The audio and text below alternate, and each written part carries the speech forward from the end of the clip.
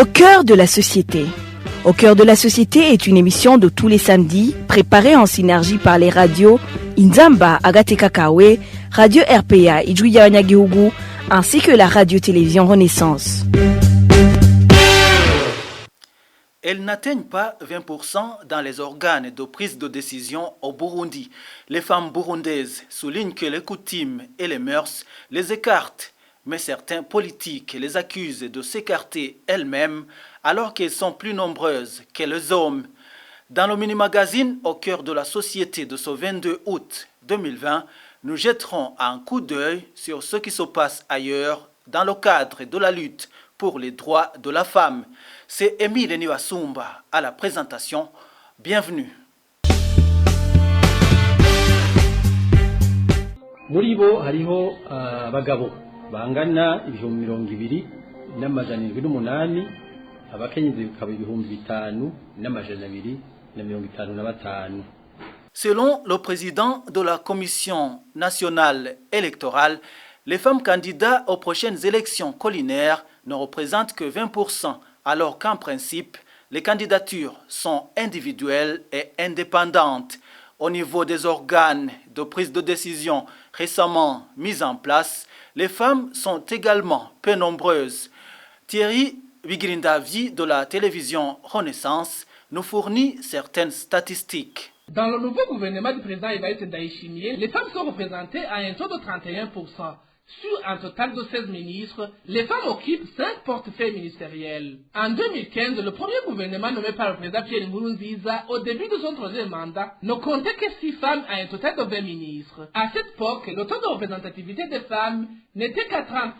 À l'Assemblée nationale, la femme est représentée à un taux de 37,5%, alors qu'en 2015, la femme était représentée à un taux qui avoisine le 30%. Aujourd'hui, la Chambre basse du Parlement burundais compte 45 femmes sur un total de 120 députés. En 2015, sur 118 députés, les femmes n'étaient qu'au nombre de 35. Même au Sénat, les femmes sont mieux représentées par rapport à la législature précédente. Aujourd'hui, 41% des sièges de la Chambre haute du Parlement burundais reviennent aux femmes. Du côté des nouveaux administrateurs communaux, les femmes dirigent 43 communes sur 118 communes que compte le pays, pour dire que la femme est représentée à un taux de 35%, alors qu'en 2015, le taux de représentation de la femme à son niveau était moins de 10%. Concernant les gouverneurs de province, il y a 3 femmes sur un total de 18, soit 16% de femmes. Les ambassadeurs du Burundi à l'étranger n'ont pas encore été remplacés. Les ambassadeurs du Burundi sont tous au nombre de 29, et les femmes qui représentent notre pays à l'étranger ne sont qu'au nombre de 5, soit une représentation de moins de 18%. Même si les femmes ne sont pas assez représentées, le quota d'au moins 30% exigé par la Constitution au niveau du gouvernement, de l'Assemblée nationale et du Sénat est respecté. Le minimum de 30% de femmes est exigé également dans le recrutement et la nomination au niveau du pouvoir judiciaire. Une étude commanditée par l'Association des femmes rapatriées du Burundi montre qu'en 2016, il n'y avait que 17% de femmes dans les organes de prise de décision, 18% en 2017, 2018 et en 2019. Le Rwanda est un pays voisin du Burundi.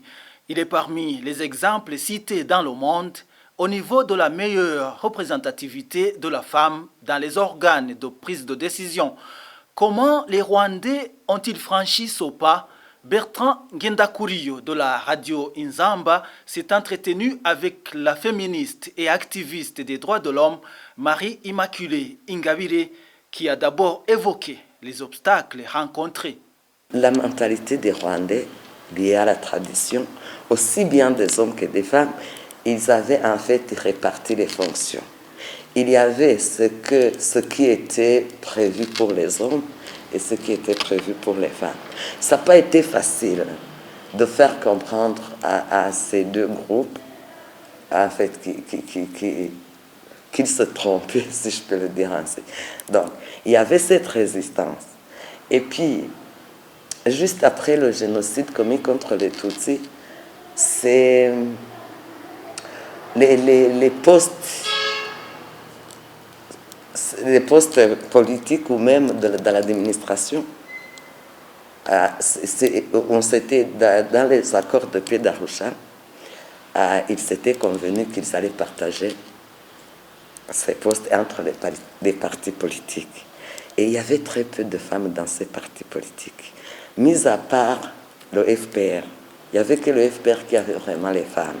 Sinon, pour les autres, il n'y avait pas. Même certaines femmes qui étaient dans les partis politiques, elles n'étaient pas dans les bureaux exécutifs. Donc, c'était en anglais, on dit des followers. Et puis aussi, il y avait un autre problème. On n'avait pas assez de femmes intellectuelles à l'époque. On ne pouvait pas compter 200 femmes licenciées au Rwanda à cette époque-là. Alors, c'est-à-dire qu'il fallait trouver aussi des femmes qui ont étudié, qui sont capables d'assumer certaines fonctions.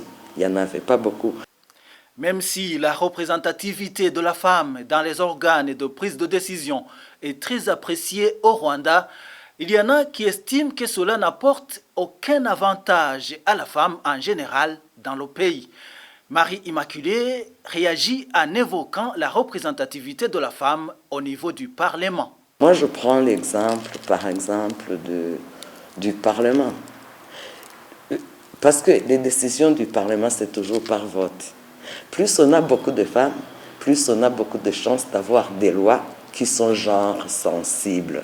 Nous avons la loi sur les régimes matrimoniaux, les libertés, les successions.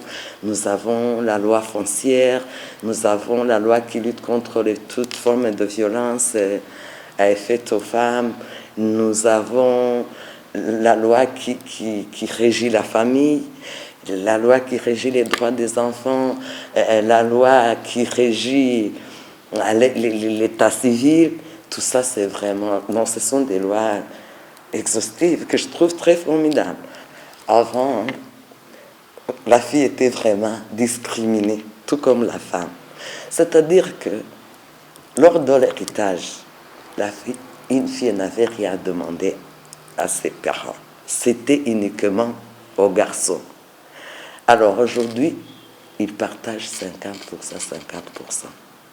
Donc tous vos enfants ont les mêmes droits sur votre patrimoine. Donc, sans discrimination aucune. Et mariage maintenant. Quand vous vous mariez, vous choisissez le régime matrimonial qui va vous régir. Le fait d'ailleurs de dire que le mariage est libre et volontaire, ça aussi c'est très important pour les filles. Parce qu'avant, les filles ne prenaient pas vraiment des décisions, on leur imposait. Donc, là, les filles ont vraiment gagné. Le fait de dire que la majorité civile, c'est à 21 ans.